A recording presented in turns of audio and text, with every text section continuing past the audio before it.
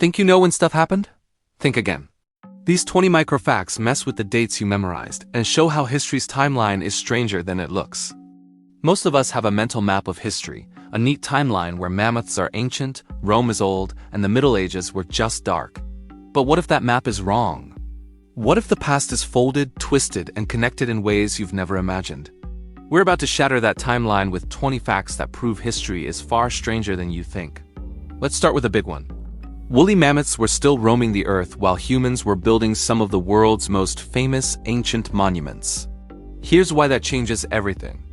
We picture mammoths as Ice Age relics, gone long before civilization began. But on remote Arctic outposts like Russia's Wrangel Island, a dwarf population of woolly mammoths survived until around 1650 BCE. Think about that. While the Minoan civilization was flourishing in Crete, and just as the final stones were being placed at Stonehenge, these iconic beasts were still alive. It means that a Bronze Age mariner blown off course could have theoretically seen a living, breathing woolly mammoth. The age of myth and the age of early civilization weren't sequential. In some places, they were happening at the exact same time. Now let's jump to a place of learning. A prestigious British university was already teaching students centuries before the first permanent English colonies even existed in America. That's right, the University of Oxford is older than the Aztecs. Teaching began there in some form as early as 1096, and it was formally established by the late 1100s. To put that in perspective, Jamestown, the first permanent English settlement in North America, wasn't founded until 1607. Oxford scholars were debating theology and philosophy in stone halls long before the very idea of an English-speaking America was even a dream. It collapses the distance between the medieval world and the colonial one. Here's a classic that never fails to warp our perception. Cleopatra lived closer in time to the moon landing than to the construction of the Great Pyramid of Giza. It sounds impossible, but the numbers don't lie. Cleopatra, the last pharaoh of Egypt, died in 30 BCE. The Great Pyramid, built for Pharaoh Khufu, was completed around 2560 BCE. That's a gap of over 2,500 years.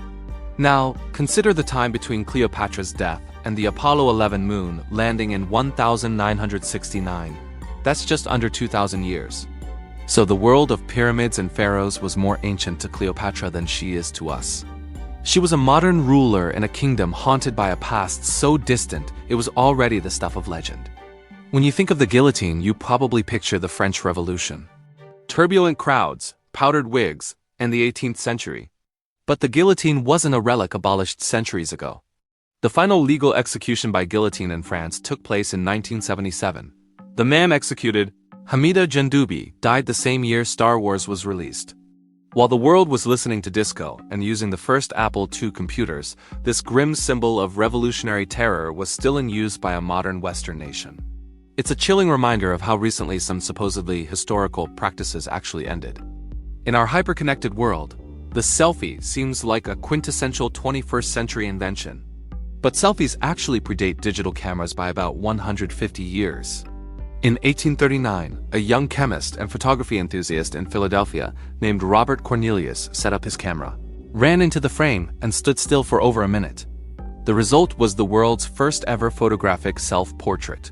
This daguerreotype wasn't a quick snap. It was a deliberate, technical act.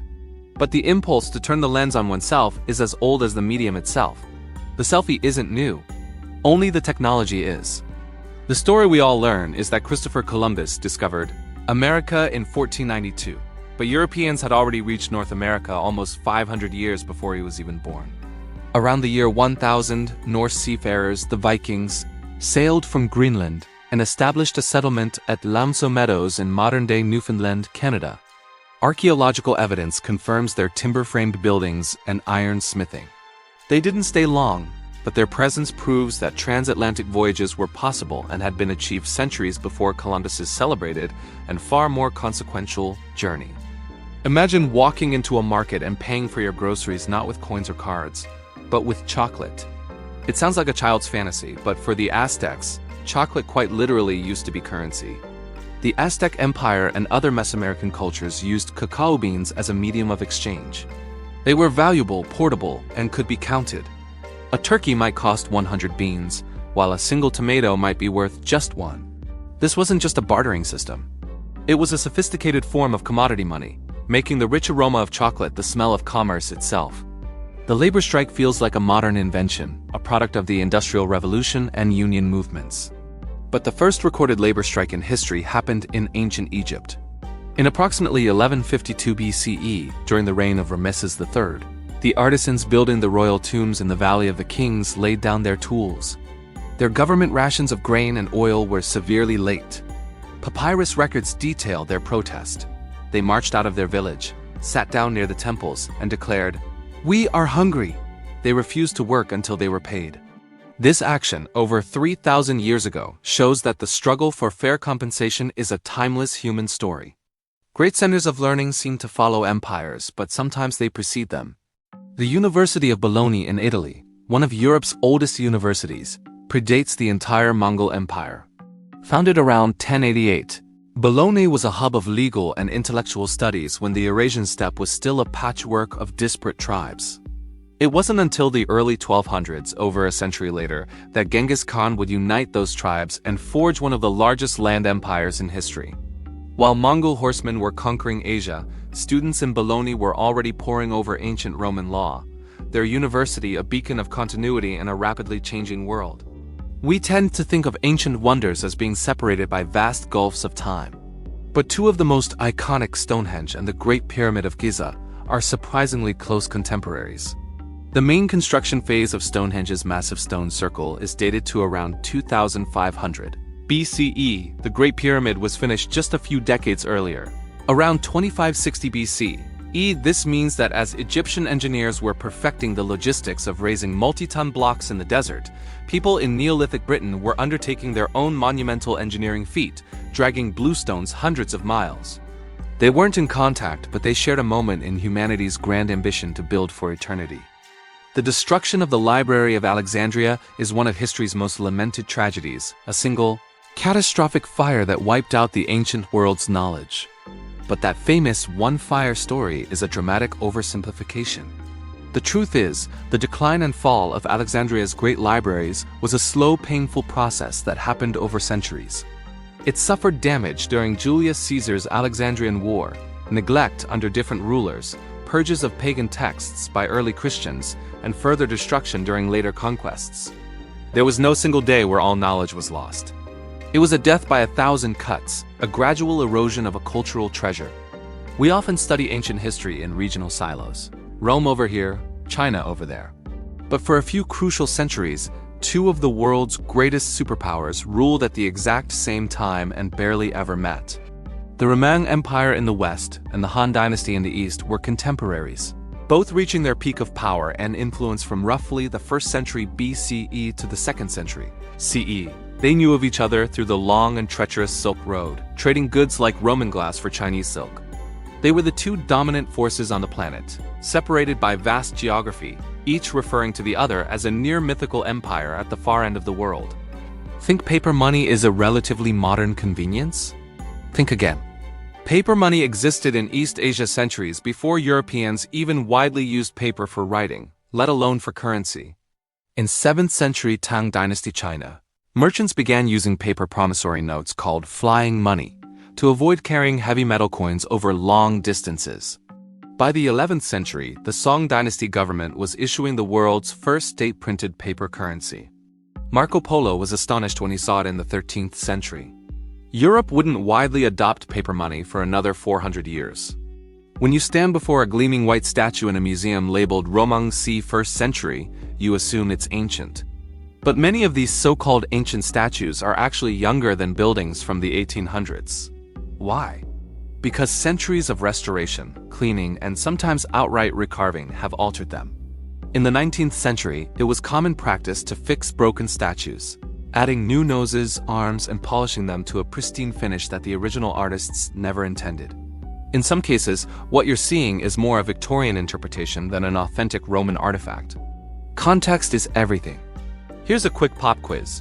Which iconic landmark is older, the Statue of Liberty or the Eiffel Tower? Most people would guess the Eiffel Tower feels more 19th century. They'd be wrong. The Statue of Liberty was dedicated in New York Harbor in 1886. The Eiffel Tower was only completed for the 1889 World's Fair in Paris. Lady Liberty is the older sister by 3 years. This small fact messes with our perception because we associate one with American optimism and the other with European fantastical elegance, but they rose into the sky in the very same decade. We often imagine writing as a late-stage development of civilization, something that came after the grand monuments. But the Great Pyramid was actually built after writing had begun. The earliest forms of Sumerian cuneiform script emerged in Mesopotamia around 3200 BCE, primarily for record-keeping and administration. The Great Pyramid, a marvel of engineering, was built around 2560 BCE. This means that by the time the Egyptians were hauling stones, humanity had already been writing things down for over 600 years. The age of monumental stone construction didn't precede record-keeping. It grew alongside it. The term medieval often conjures images of a technological backwater, dark age between Roman ingenuity and Renaissance brilliance. But this is a profound misconception. The medieval era had stunningly high technology. Intricate clockwork mechanisms, like the astronomical clock in Prague, were being designed. Mechanical automata, early robots, were described in both European and Islamic texts. And advanced watermills were used for everything from grinding grain to powering bellows for blast furnaces. It wasn't dark. It was an age of brilliant, often water-powered innovation. One of the most durable materials ever created wasn't mixed last week. It was poured by engineers 2,000 years ago. Roman concrete is not just old, it often outlasts modern mixes, especially in harsh marine environments. The secret was a unique formula using volcanic ash, known as pozzolana, mixed with lime and seawater. This created a chemical reaction that formed an incredibly stable crystal structure that actually grew stronger over time as it was exposed to the elements. Seawalls and piers built by the Romans are still standing today, a testament to an ancient technology we are still trying to fully replicate. Archaeology can be a slow, patient process, but sometimes it unearths moments of sheer terror, frozen in time. In ancient cities around the world, skeletons are found not in neat burials, but where people fell, seemingly dying instantly. At sites like Pompeii, bodies are encased in ash. In other cities, mass graves show signs of violent trauma from an invasion or the hasty burials of a plague. These discoveries are harrowing, providing direct evidence of a single catastrophic day. They are not just bones. They are the final, silent witnesses to disaster. Finally, how do some ancient things survive for so long? Sometimes it's not because they were carefully preserved, but because people just kept reusing them.